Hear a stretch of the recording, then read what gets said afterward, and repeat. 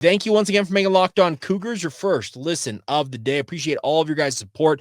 It feels crazy to think that we're already in August. 7+ months are gone from this 2025. But hey, football season is nearly here. We are in the 20s in terms of the days to count down to BYU in Portland State. Very much looking forward to it and hope that many more of you will be subscribing, rating, reviewing, sharing this with your family and friends, and being a part of this along for a crazy ride throughout this upcoming football and, more importantly, even in some cases, the basketball season. That brings me to what I want to talk about when it comes to basketball.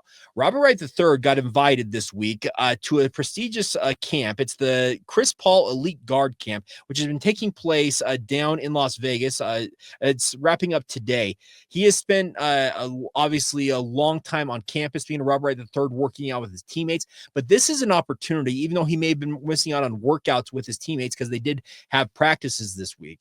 But working out with a guy like CP3, I think is going to be absolutely critical to what Robert Wright III is expected and hopes to accomplish as a BYU Cougar.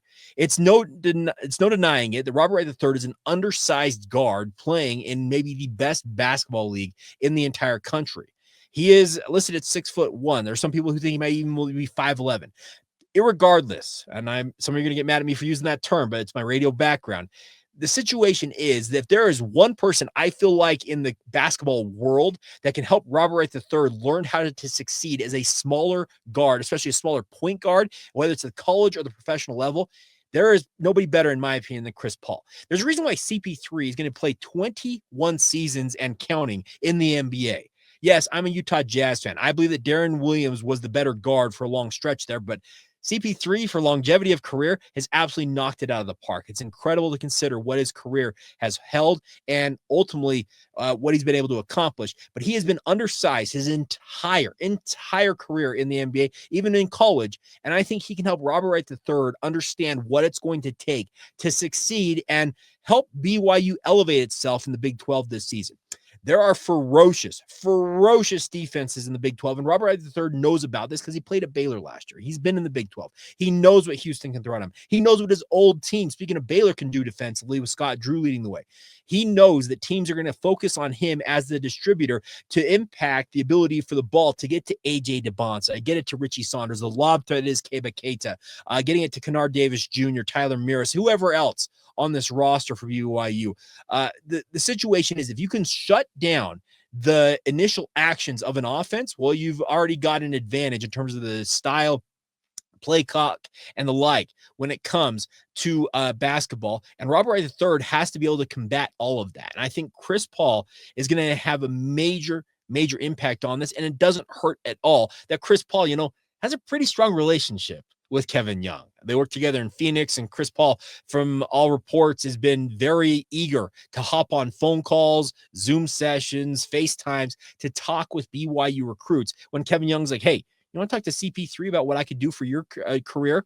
So I think this is a really nice thing to have in your back pocket. Speaking of a guy like CP3 working with RW3, and I think it's going to pay dividends for BYU because Robert Wright III, as I mentioned, he is critical to any and all success BYU is going to have this year. He's going to be the primary ball handler with that starting unit. And yes, his whole goal is to draw and kick and get the actions going on the offense that are going to allow AJ Dybantsa and Richie Saunders, as who I think will be the two focal points offensively for BYU to get into their actions. But it doesn't mean that Robert III can't run a pick and roll with Keba Keita, lob it over the top of the head of a defender, and let Keba Keita just crash down on that said defender's head with a monster dunk.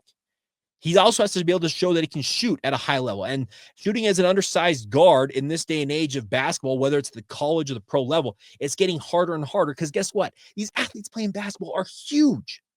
Let's just, for example's sake, Robert Wright III is listed at 6'1". I'm 6 feet, and I can tell you this much.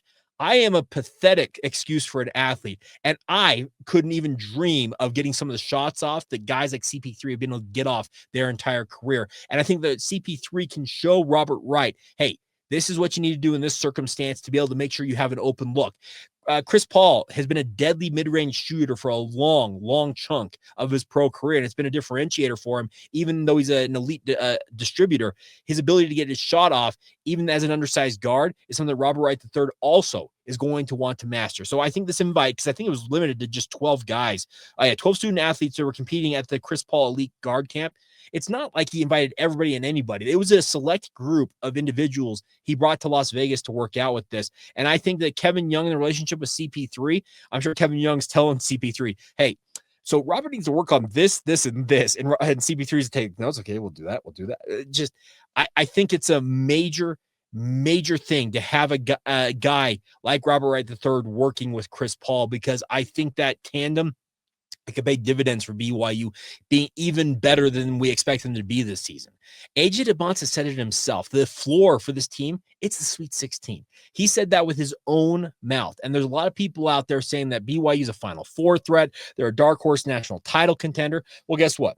The only way you get that done is to have everybody in your program bought in and playing at peak capacity. And I think work like Robert Wright III is putting in, even though it may be away from working out with his teammates, but working with a guy who can help him become a better distributor, a better point guard. Hey, I'm all for it. And I think it's going to help BYU be even better this season than I think, quite frankly, any of us truly expect they can be, because I'm having a hard time wrapping my head around, and this just may be me, I'm having a hard time wrapping my head around that BYU is legitimately a chance to go to the Final Four, because let's be honest, BYU has the most NCAA tournament appearances of anybody in college basketball without a Final Four. Would they like to get rid of that the black mark on their NCAA tournament resume? Yeah, I think that would be something you could do, but just my jaded Cougar basketball self is like, okay, how's it going to go wrong now? Are they going to get upset in the Elite Eight, or something going to go crazy in the Sweet 16?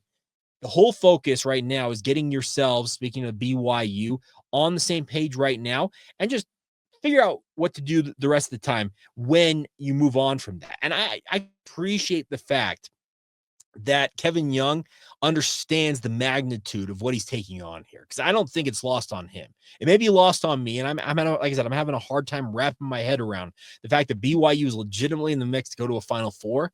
But hey, it's a new era for BYU basketball, and I'm going to have to get used to it. Season tickets sold out in record time. I know it miffed a bunch of Cougar Club donors who missed out on that opportunity, but the Marriott Center should be a rocking environment once again this year. And the level of play, it was pretty darn good last year. I almost said a bad word there. It's going to be even better this year, because you're bringing the likes of AJ Dybantsa, Robert Wright III, as I mentioned, just the guys they brought in via the elevation of the level of play should be that much more. And it was pretty darn exciting last year. Let's see how much better it can get this year. And I think Robert Wright III, he is a critical cog in all of this, because as I mentioned, he's got the ball in his hands a lot, and he's got to make sure he can make those plays or distribute the ball well enough to help BYU make the plays that can help them win at a high level.